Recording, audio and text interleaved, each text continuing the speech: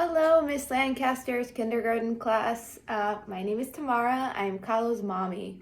I'm so excited to be reading this book for you today. Hi, everyone. Hi, Kahlo. All right, this is one of our favorite books. It's called The Cloud Spinner. We read this book very often. I really love the pictures and I really love the story, and I hope that you guys will enjoy it too. Okay, so let's start. The Cloud Spinner. And it is written by Michael Catchpole and illustrated by Allison J.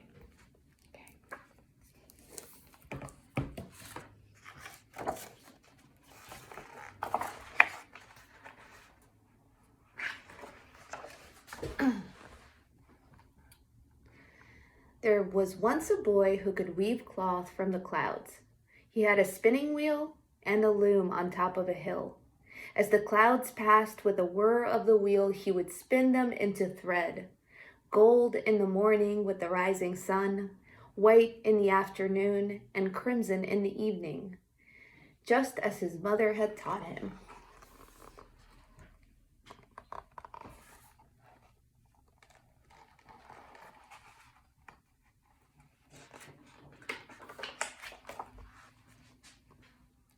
Then, with a clickety-clack of his loom, he would weave the thread into cloth.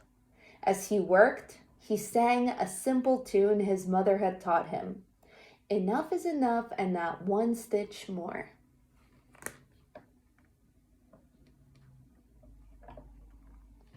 The boy was wise. He spun just enough thread and wove just enough cloth to make 2 scarves, one of pure white he wore over his head when it was hot to protect him from the sun.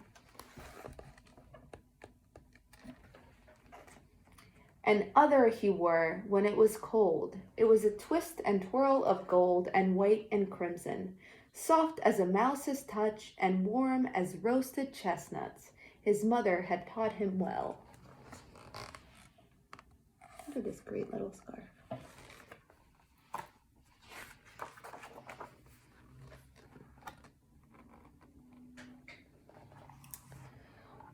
One chilly market day, the boy walked down the hill, a basket in his hand and his scarf around his neck. The market was full of great excitement. The king was on his way. There's the king on his horse.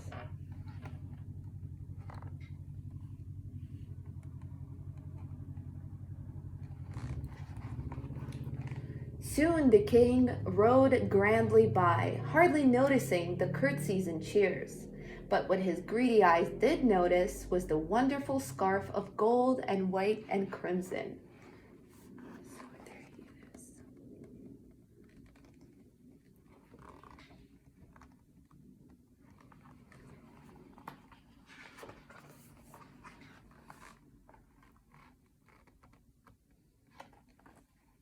Tell me, boy, where can I get a scarf such fine cloth? Nowhere on earth, the boy replied.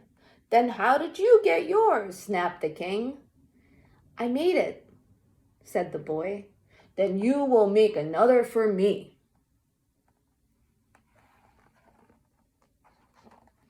A longer one, much longer, for I am the king. But the boy said, It would not be wise to have a long scarf made from this cloth. Your Majesty does not need it. How dare you tell me what is wise, shouted the king. I order you to make me my scarf.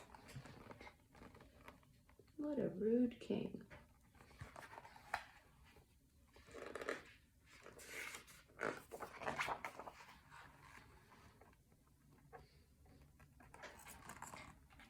So the boy went home to the top of the hill, and with a whir of the wheel he began to spin.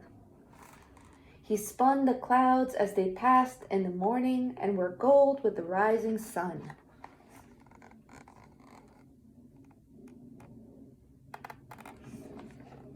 He spun the afternoon as the clouds sailed past, white as snowdrifts.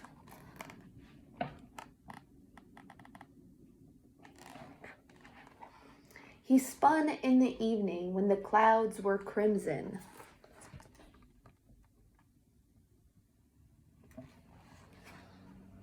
Then, with a clickety-clack of the loom, he wove the thread into a long, long scarf.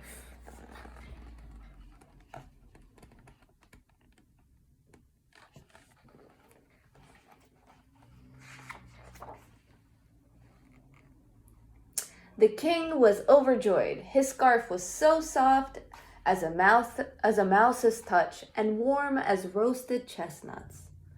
"Now make me a cloak of this glorious cloth," he ordered, "and dresses galore for the queen and my daughter, the princess."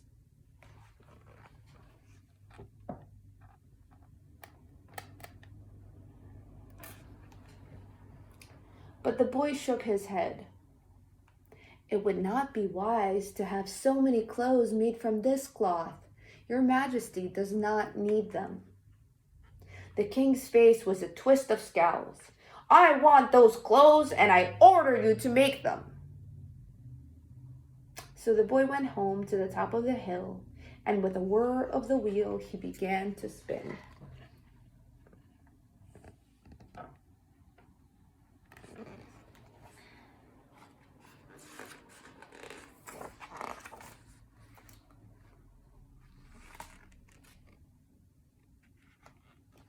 He spun the clouds as they passed in the morning and were gold with the rising sun.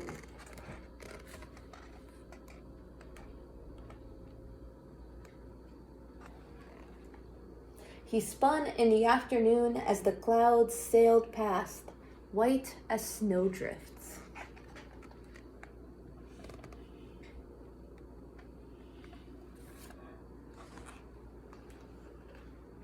He spun, and it got harder and harder, for soon there were fewer and fewer clouds.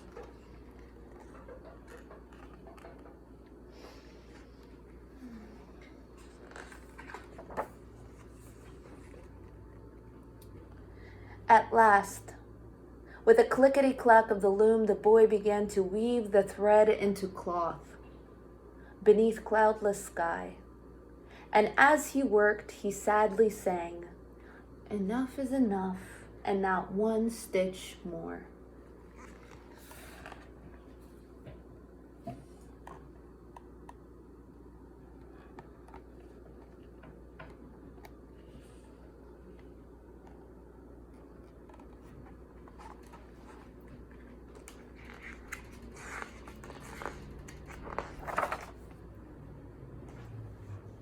The king was delighted. He put on the wonderful cloak, and the queen and the princess each put on a beautiful flowing dress. "Surely," he boasted, "there is no other king as magnificent and wise as me." "Not one," said the queen. The princess said nothing. That's the princess and the boy. She's wearing her new dress. That's the king and the queen in their new clothes.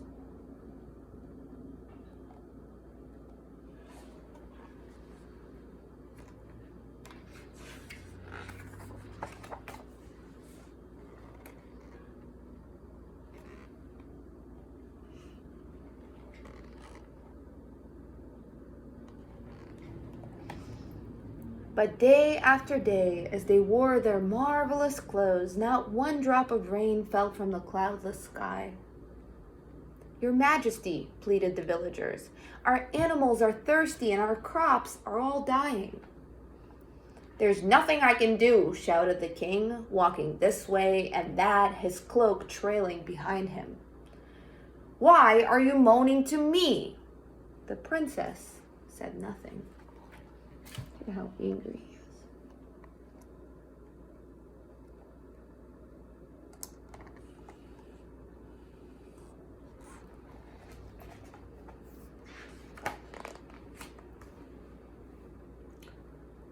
But that evening she quietly slipped out of the palace. She wore a simple dress, and in her arms was a bundle, soft as a mouse's touch and warm as roasted chestnuts.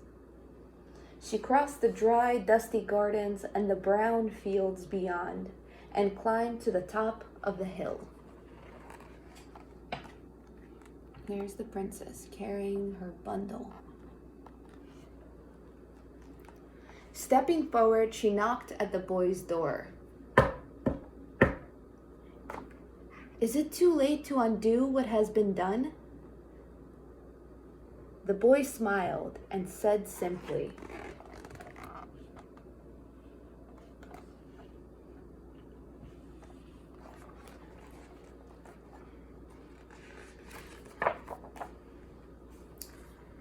"There's still time."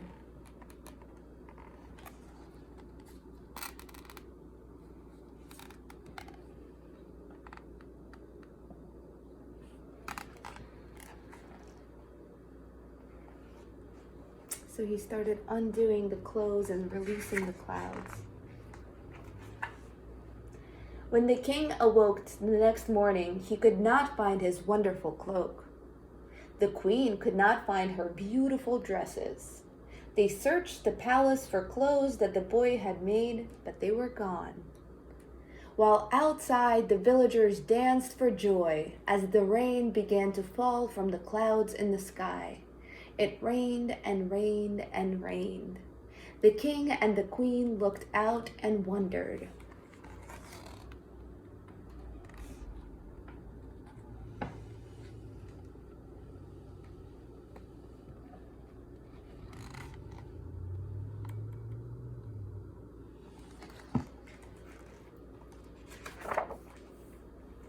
And the princess, with a smile as bright as a rainbow, stood on top of the hill and sang, "Enough is enough, and not one stitch more."